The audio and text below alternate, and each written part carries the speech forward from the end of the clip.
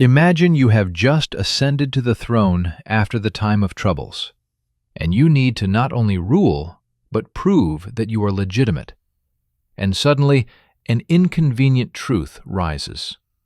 Old documents exist without surnames, without family seals, without a personal royal signature, even where the fate of the country is decided. Even worse, evidence of the antiquity of the family turns out to be copies without originals, beautiful bindings instead of sources. If the past cannot be verified, then it can be invented, and therefore your legitimacy can also be called into question. What will you choose? To acknowledge that the old order was different, or to rewrite memory so that everyone has a surname? Those in power have a pedigree, and the past has only one authorized version. And now let's see how this looked in real history. Open any document from Tsarist Russia prior to the 18th century. Try to find the author's last name. A decree, an edict, a letter to a foreign sovereign. Take at least well-known documents from the times of Ivan the Terrible or Boris Godunov. Where is the signature with the last name? It is not there. This is the first peculiarity that no one pays attention to. We are used to the fact that every document has an author, a first and last name, a signature that certifies the identity.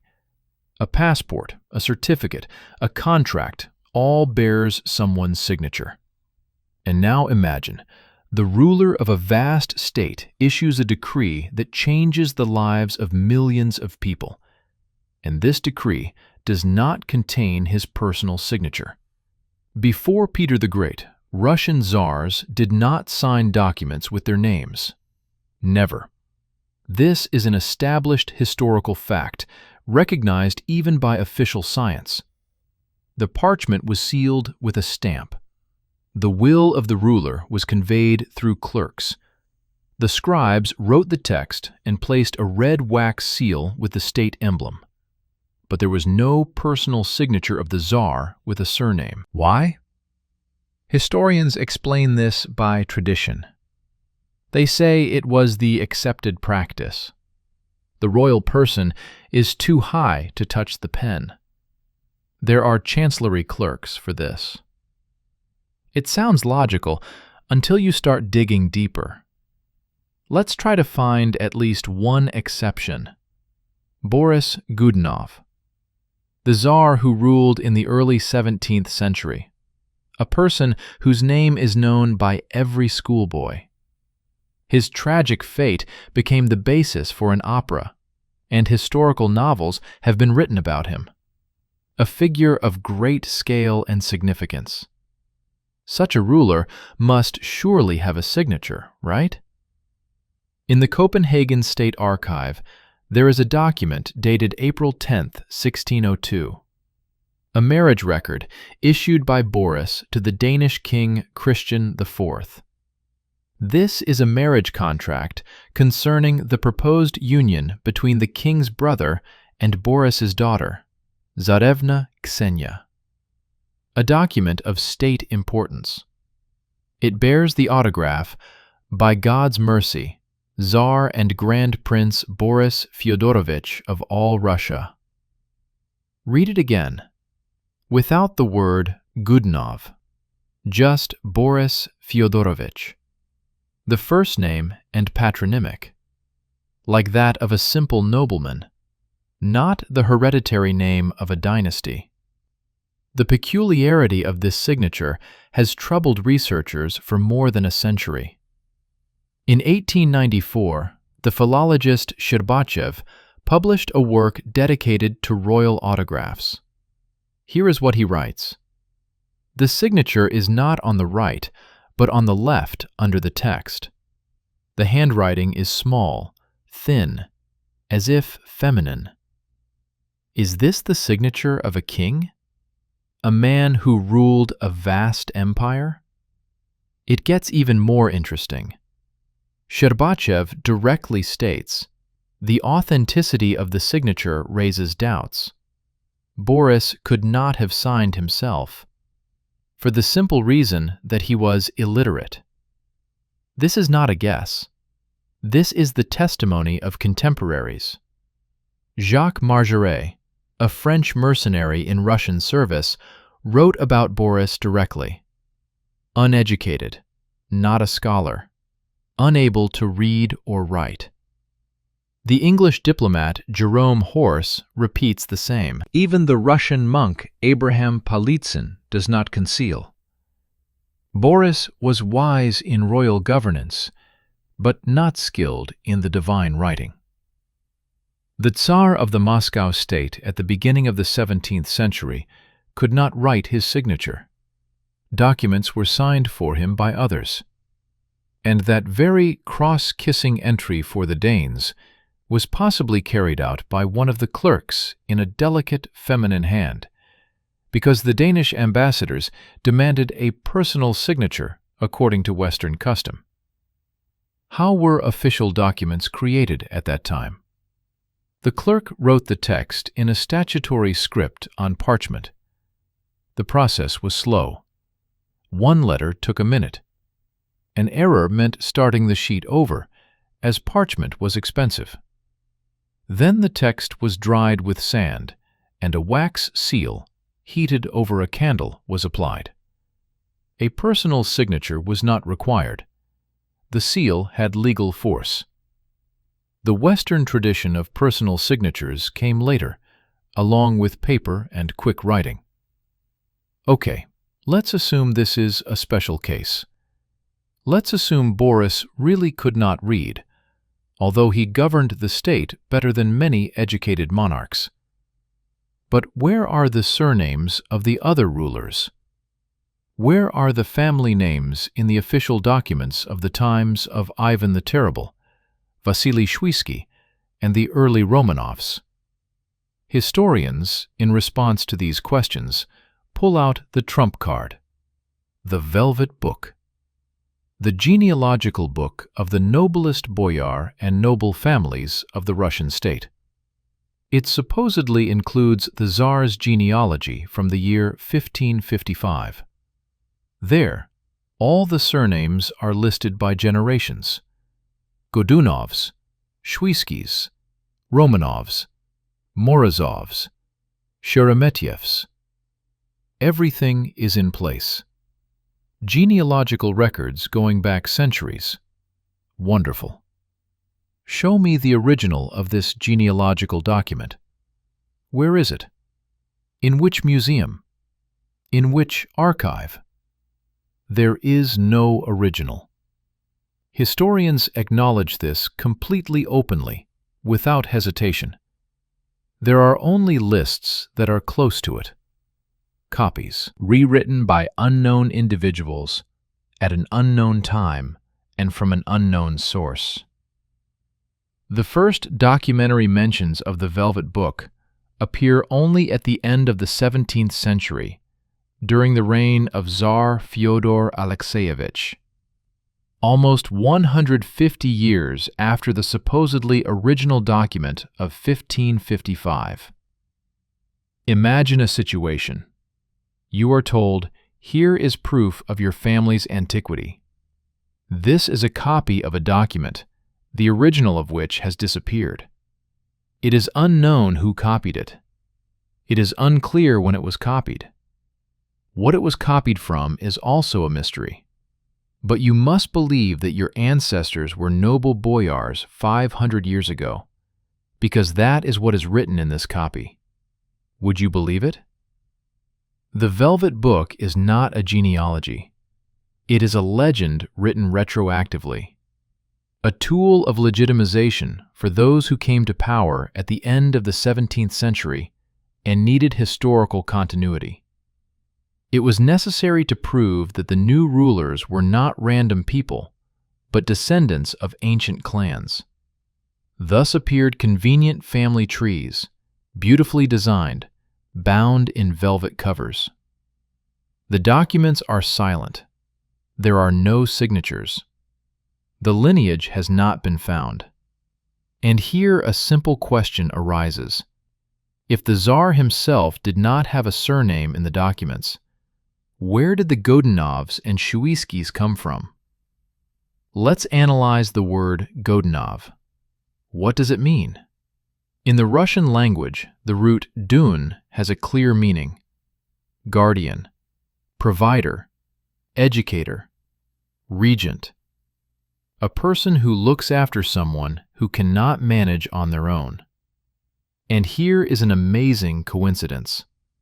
Boris Fyodorovich, after the death of Ivan the Terrible, becomes the guardian of his son, the feeble-minded Tsar Fyodor Ivanovich, the actual ruler of the state. A man named Guardian becomes the guardian of the king. Coincidence? Historians try to divert attention. They say, no, Godunov comes from a Turkic word. It supposedly means part of the rectum, or in a figurative sense, a reckless person. There is even a legend. Among the Turkic peoples, there is a custom to give children bad names in the year of the pig, so that evil forces do not abduct the infant. Are you serious? The Tsar of Moscow has a surname derived from the name of a part of the intestine because his distant ancestor was born in an unlucky year according to the Eastern calendar? The obvious explanation is evident. Boris was nicknamed Godunov because he fulfilled the role of a guardian. This is not a family name. It is a working nickname, a position that turned into a surname. Look at another example. Vasily Shuisky, a Tsar who ruled after Godunov from 1606 to 1610. His name was Vasily Ivanovich. How many Vasily Ivanoviches were there on the Russian throne? At least 3. How to distinguish them in records? How do historians not get confused about whom it is about? Vasily Ivanovich Shuisky was exiled to the city of Shuya in 1604, prior to his ascension to the throne. He received a mark according to the place of exile. This one is from Shuya, Shuisky. Not a family, not a dynasty. A geographical reference for the convenience of accounting. A temporary nickname that later historians recorded as the surname of an ancient boyar family. Godunov, Shuisky. These are not surnames. These are nicknames given based on function or place, time markers that later someone recorded as family names. Before the catastrophe, there were clans, dynasties with a memory of their ancestors. But after a certain moment, clan names disappear. Positions and geographical affiliations come to replace them. When did this change occur, and who organized it? Peter I, the first Russian Tsar who began to use numerals in his name, Peter I. Before him, no ruler added numbers to his name. Ivan IV? Such designation does not exist in documents of the 16th century. He was simply Ivan Vasilievich. The tradition of ordinal numbers came from the West. French kings, Louis. English, Henrys. There it worked for centuries. But in Russia, this system appeared only with Peter. Why exactly then? Try to find a mention of Ivan IV Grozny in Russian chronicles. It is not there. The number was added later. Historians who wrote textbooks in the 18th and 19th centuries introduced the digits for convenience, for systematization, to avoid confusing one Ivan with another. But Peter himself began to sign as Peter I. He introduced this Western fashion, and it is from him that the full writing appears in documents. Peter I Romanov. Romanov, in the name of Roman. But who is this Roman from whom an entire dynasty descended. In European monarchies, dynasties are named after territories. Landowners carry the name of the land. Russian czars are said to originate from the boyar Roman Zakharin Yuriev, who lived in the 16th century. But why is the dynasty not called Zakharins, not Yurievs, but specifically Romanovs? And why does this name resemble Rome so closely? To the Roman Church? To the Holy Roman Empire? The turn of the 17th and 18th centuries becomes a moment of rupture. Until this date, the names of rulers are recorded in one way. After that, in another way. The old system resets. Numbers appear, surnames of a Western type appear. The very principle of naming changes. The events of that time include not only the change of the ruling dynasty. Something more is happening. Strange mentions of mud rains that covered cities have been preserved in the archives, of streams of liquid earth that flooded the streets. Similar phenomena are described in different parts of the world, in different languages. The first floors of buildings sink underground. Communication systems stop working.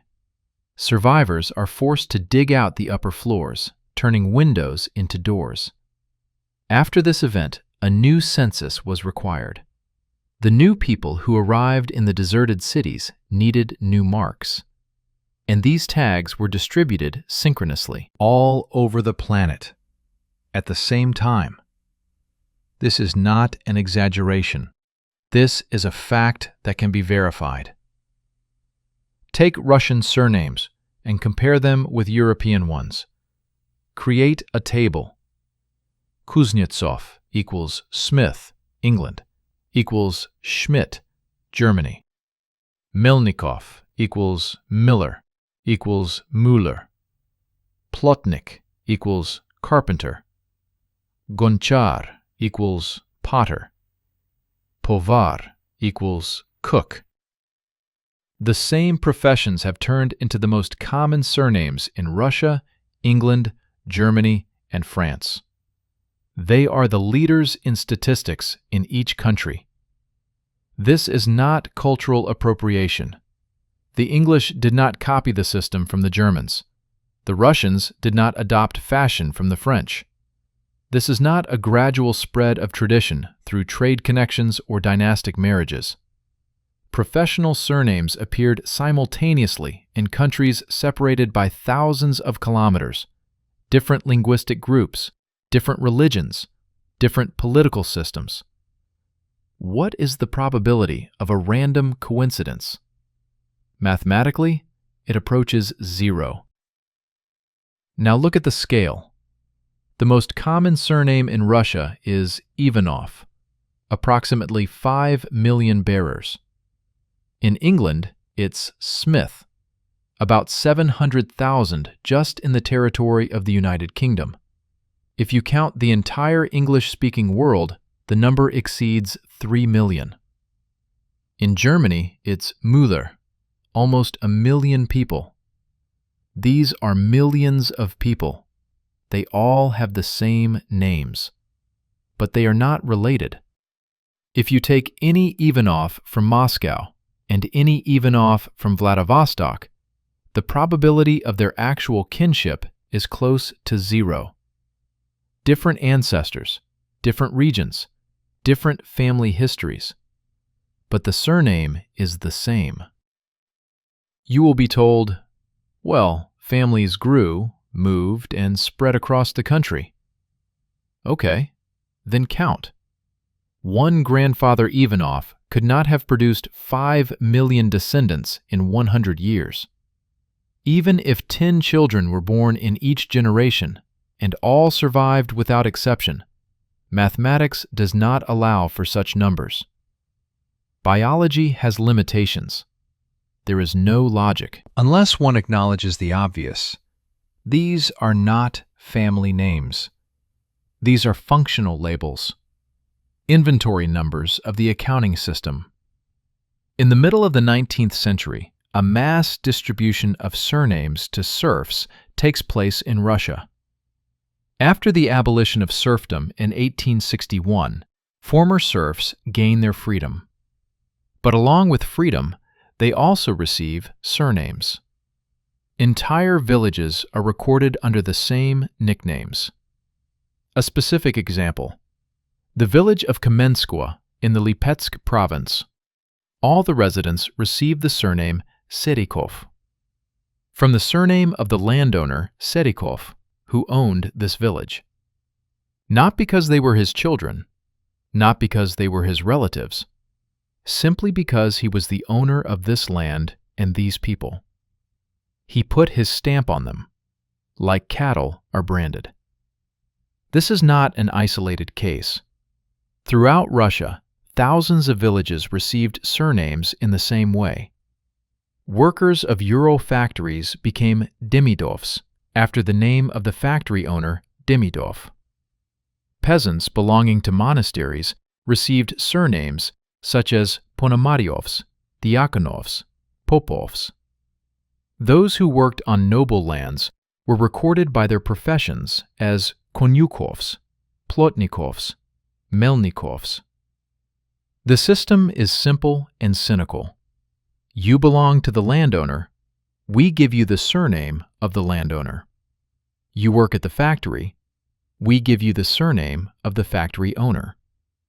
You perform a function, we write this function as your family name. In Latin, the word famulus has a direct meaning: servant, slave, a dependent worker. And familia in the Roman Empire referred to the totality of slaves belonging to one master.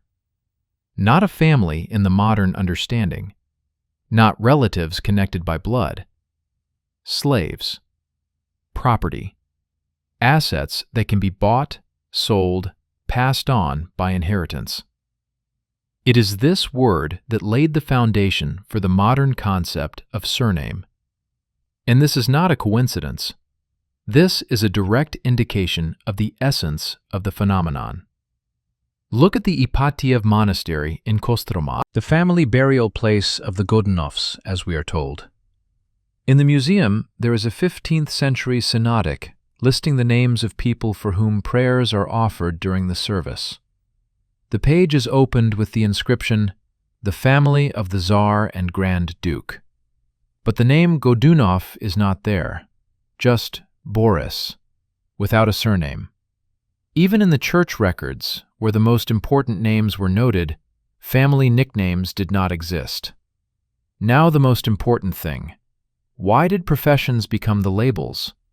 Why did the system choose not geographical affiliations, not just ordinal numbers, first, second, third, not abstract nicknames? The answer lies in the function of this system. The new authorities required not just a census of the population, they needed a tool for resource distribution. How many blacksmiths in the state are capable of making horseshoes and repairing weapons? How many millers are providing grain milling? How many weavers are producing fabrics? How many carpenters are building houses? You are a blacksmith, so you will be smith. You are a miller, so you will be miller. You are a weaver, so you will be tailor. This is not a description of your family history. This is the assignment of your function in the state economic system. This is a way to quickly understand by one word what benefit you provide. A military quartermaster does not need to know a soldier's lineage. He needs to know if this person can shoe horses. The list opens with the surname Kuznetsov. Everything is clear. Assigned to the transport to deal with harness repairs. The factory manager is not interested in the history of the worker's family. What matters is what skills he has. Last name Tkachyov? To the weaving machine. Last name Stolyarov? To the carpenter's workshop. Last name Krasilnikov? To the dyeing workshop. The system self-organizes according to a functional principle. Calculate how many Kuznetsovs live in modern Russia. According to various estimates, from 3 to 5 million people. Are they all relatives? Are they all descendants of one great blacksmith who lived sometime in the Middle Ages? Mathematically impossible. If the surname was actually passed down from father to son as a sign of a unified clan, such a number of bearers of the same surname simply could not exist. Even if we assume that 5 children were born in each generation and all of them survived, over 300 years, one family line would have grown to a maximum of several thousand people, not millions. But if the surname is a professional designation given simultaneously to thousands of people in different parts of the country, then the numbers add up. In each village, there was its own blacksmith. In every district town, several forges operated. When the time for the census came, all these people were recorded under one functional designation, Kuznetsov. Not because they are relatives, but because they perform the same work. Previously, there were clans, true dynastic lines with a memory of ancestors, Rurikids. Every prince of this lineage could trace his ancestry back to Rurik, the legendary founder of the dynasty. These are not just words. This is a connection of generations, the transfer of power by blood, responsibility to the memory of the fathers. The Romanovs also began as a family. The first czar of this dynasty, Mikhail Fyodorovich, remembered his ancestors and knew his genealogy. Even if this genealogy was partially fabricated, as we have already established, the very idea of hereditary succession was preserved. You are not just a ruler, you are a link in the chain of generations. Your duty is to continue the lineage, to pass power to your descendants. It was a vertical connection, from grandfather to father, from father to son. The knowledge of who your ancestors are shaped your identity. It determined your place in the world. It provided roots. But after the catastrophe of the 18th century, this clan system collapsed. A rupture occurred. The connection between generations was severed. From 1750 to 1850, demography shows strange gaps. Whole age groups disappear from the censuses. Huge waves of migration appear, the nature of which historians cannot explain. New people did not remember their grandfathers. They did not know where their parents came from. Orphans, foundlings, and homeless children filled the cities. They did not need history. They did not need memory. The system needed function. And the system gave them professions instead of origin. You are no longer a descendant of a great lineage. You are a working unit. Your name is your position. No verticals, only horizontals. You are a cog in the machine. The Kuznetsovs dynasty is not great because it is a noble lineage, but because the profession is passed down by inheritance, like serf dependence. And here appears a name that they tried to erase from geographical maps. A name whose disappearance coincided with the mass distribution of professional surnames. Open the Encyclopedia Britannica, published in 1771, or the Atlas of Daniel Keller from 1749, or the maps of the French cartographer Guillaume de Lille from the early 18th century. Find Asia there. You will see a huge inscription sprawling across the area from the Urals to the Pacific Ocean, from the shores of the Arctic Ocean to the borders of Persia, India, and China. Grand Tartaria. Great Tartaria. Or in Latin, Tartaria Magna. This is not a small country. This is not a principality. This is a gigantic territory occupying a significant part of the continent. The maps mark cities, rivers, and mountain ranges. Within this vast territory, cartographers distinguish regions: Moscow Tartary, Independent Tartary, Chinese Tartary. The structure is complex and hierarchical. Now take a geographical atlas published at the end of the 19th century. Open the section on Asia. Where is Tartary? It is gone. The name has completely disappeared. In the same space, it now says Russian Empire, Kazakh Steppes, Mongolia, Chinese province of Xinjiang. The territory is divided among several states. No Tartaria, as if it never existed.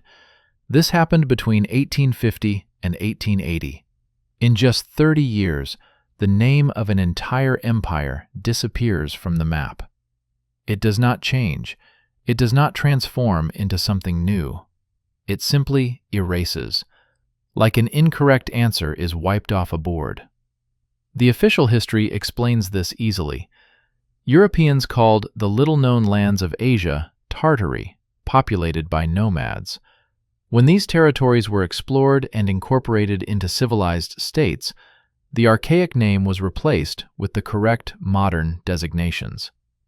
Everything is logical, right? But then answer a simple question. Why are hundreds of cities marked on old maps of Tartary? Caravan routes? Fortresses? Administrative centers? Nomads do not build stone cities. Nomads do not have permanent capitals. Yet, on the maps of the 17th and 18th centuries, there are indeed cities, with names, with symbols of fortress walls, with notes about the population. Where have these cities gone? Where are their ruins? Why do archaeologists not find traces of large-scale urban construction in Siberia, Kazakhstan, Mongolia from that period? This does not add up. Simultaneously with the disappearance of the name, other events occur. Mass distribution of surnames throughout the world, introduction of a compulsory school system, creation of passports and metric books, census in the Russian Empire, Europe, America. Too synchronized. Now something important. People have lost the name of their homeland. Instead of saying, "I am from Tartary," they began to say, "I am from Russia. I am from Kazakhstan. I am from Mongolia." Geographic identity has fractured.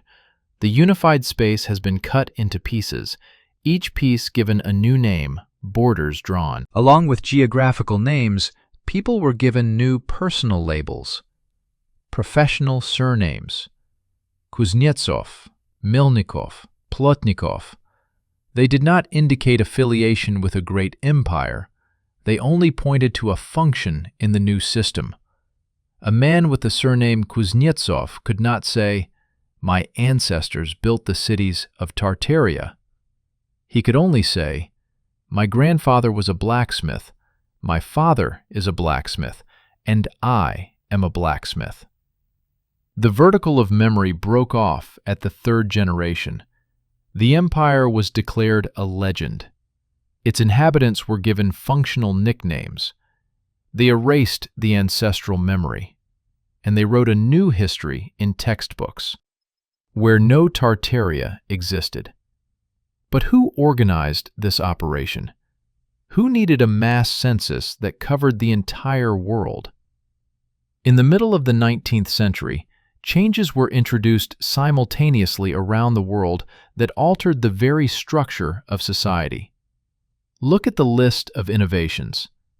Compulsory schools with a unified curriculum, a passport system that ties a person to their place of birth, a metric system of measurements that replaces thousands of local units of measurement, a unified time with time zones. Before that, each city lived according to its own solar time. A census with mandatory indication of surname, profession, and place of residence. All of this is happening not gradually, not sporadically, but simultaneously in dozens of countries on different continents.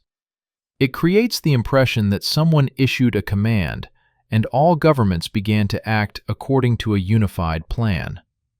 5 steps of a single global operation to reformat humanity. Step 1.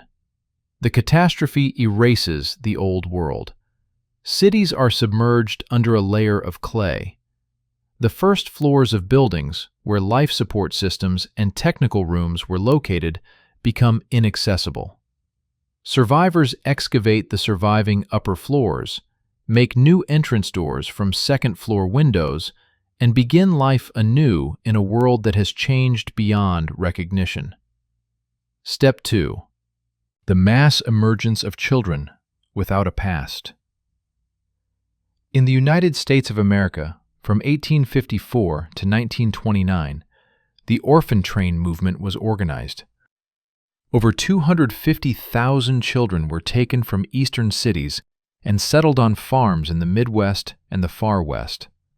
They were called foundlings, orphanage children, vagrants. Where did such a large number of orphans come from? No war was fought on the territory of America during this period. No epidemics capable of killing hundreds of thousands of parents have been recorded. Historical chronicles do not mention large-scale disasters, famine, or mass deaths of the adult population. But there are children. Whole trains of children without parents, without documents, without memory of their origin. A similar situation exists in Russia. After the abolition of serfdom, thousands of children end up in orphanages. In Europe, shelters of unprecedented scale are being opened. Everywhere, children are appearing simultaneously who have nowhere to go and do not know their parents. These children did not need history. They did not have it. Perfect material for creating a new society. A blank sheet on which any program can be written. Step 3. Creation of a factory education system. The Prussian model, developed in Germany, is spreading around the world at an incredible pace. Russia adopts it. America implements it. European countries are introducing mandatory primary education one after another. Look at the structure of this system. Bell for the lesson. Children stand up on command. Bell to leave the lesson. They sit down. Strict discipline. You cannot speak without permission. You cannot get up from your place. You cannot ask questions that go beyond the program. The teacher is the only source of truth. The textbook is a sacred book. Memorize, repeat, do not reason. This is not education. This is training. The system is designed based on a model of factory production. A bell replaces a horn. Class replaces a workshop. A teacher replaces a supervisor. The preparation of the workforce begins in childhood, to accustom to submission, to the execution of commands, to work according to a schedule set by others. Children without a past are loaded with new memory, a new history. They are told about great kings who supposedly ruled centuries ago, about wars that supposedly took place, about dynasties that supposedly replaced each other. Everything is beautiful, consistent, logical. Only there are no documents. There are no originals. There are textbooks written in the 19th century by historians who themselves did not see those times. A child who grew up in an orphanage cannot verify if what is being said to him is true. He has no grandmother to tell him how it really was. There is no grandfather with memories of the past. There is only a teacher and a textbook. And he believes, because he has no other source of knowledge. Step 4. Distribution of surnames through the administrative system. In Russia, this happens through landlords and church parishes. A former serf comes to the priest to register in the metric book. The priest asks, "Surname?" The person does not have one. "Well then, we will write down by profession. Blacksmith? Kuznetsov. Miller? Melnikov." In Europe, the census is conducted by government officials. In America, the system is organized through municipalities. The mechanism is different, the result is the same. Each person is assigned a marker, a functional designation that will now be passed down through inheritance and will be called a surname. Step 5. Writing genealogies retrospectively. Creating legends about ancient clans. The Velvet Book in Russia allegedly contains genealogies from the 15th century. European genealogical directories outline the origin of noble families from centuries ago. American archives are filled with documents about the first settlers. All of this appears in the 19th century. Historians write who live in the 19th century. They refer to sources, the originals of which no one has seen. The Godunovs supposedly descend from the Tatar Murza Chet, who was baptized during Ivan Kalita in the 14th century. A beautiful legend. Where is the evidence? In the Velvet Book. And where is the original Velvet Book? Lost. Only copies remain, made by unknown individuals. All this happened over 50 years, 2 generations.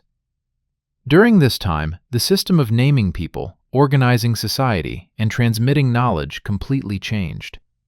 Too fast, too synchronously. The natural process does not work like that. Cultural changes happen slowly, with resistance to tradition. Here, however, is a sharp, synchronous transition, as if someone flipped a switch. It was an operation. A global inventory of the population after the catastrophe. Perhaps the surnames were not received by the descendants of those who built the cities with 5-meter doors and 10-meter ceilings, but those who came into these buildings later, who turned out to be too small for these spaces, who needed to explain to themselves why they lived in houses clearly designed for other inhabitants. These new people were given new names, not ancestral, connecting to a great past, but functional, tying to a role in the present. You are not the heir of the empire. You are a blacksmith. Your last name is Kuznetsov. Work with the hammer. Bear children. They too will be Kuznetsovs. The chain is closed. The passport system fixed this mark forever. Until the 19th century, most people lived and worked without identification documents. Witnesses knew who you were. The community confirmed it. A document was not required. But after the introduction of passports, each person received an official confirmation of their last name. Now it has become impossible to change it. You are recorded, taken into account, tied to your place of birth and profession. The system reproduces itself. Kuznetsov gives birth to Kuznetsov. Melnikov gives birth to Melnikov. The surname is passed down through inheritance along with the profession, social status, place in the hierarchy. It is practically impossible to break out of this circle. You will be told, but education provides opportunities. A peasant's child can study and become an engineer, a doctor, a scientist. Perhaps, theoretically. But look at the statistics of social mobility in the 19th century. 90% of children inherited their parents' professions. The blacksmith's son became a blacksmith. The weaver's daughter married a weaver. The education system formally offered a ladder upward, but access to this ladder was limited to a few.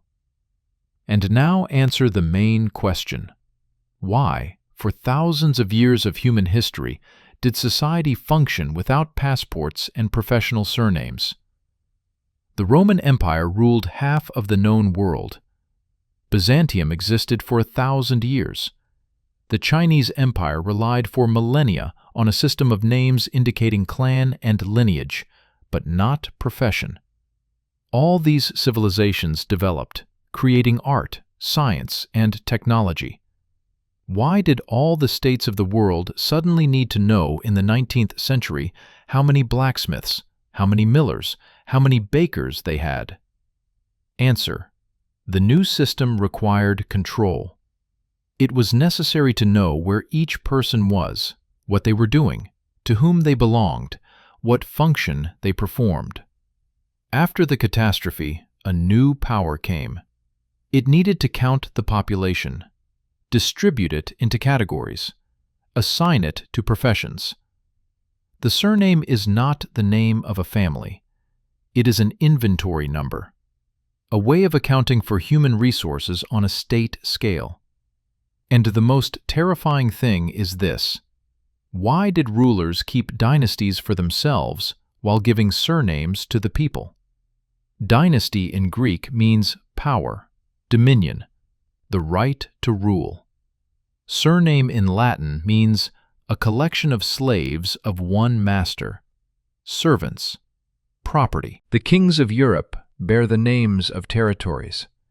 The Habsburgs are from the Habsburg Castle. The Hohenzollerns are from the Hohenzollern Castle. They are landowners. They are lords. Russian czars bear the names of their ancestors. This is a dynasty. This is power passed down by blood. People bear names of professions: Kuznetsovs, smiths, Muellers. These are functions. These are appointments. These are labels of work units. The difference in names shows a difference in status. Some are dynasties. Others are surnames. Some rule. Others serve. Who organized this operation? For what accounting was it necessary to number millions of people by profession? And why did the elites keep dynasties, which signify power, while giving simple people surnames that signify slaves? The documents are silent. The genealogies have been rewritten. The maps have been cleared of inconvenient names. But the stone does not lie. The buildings stand. Their proportions are designed for different people. Their ground floors are covered with clay, and there are no inscriptions with the names of the builders on their facades, because the builders carried clan names. Surnames were received by those who came later. Subscribe to the channel, and don't forget to click the bell so you don't miss new investigations. There are still many mysteries and discoveries ahead. We will continue to search for evidence, ask uncomfortable questions, and explore what official science overlooks. Because the truth is always nearby. You just have to want to see it.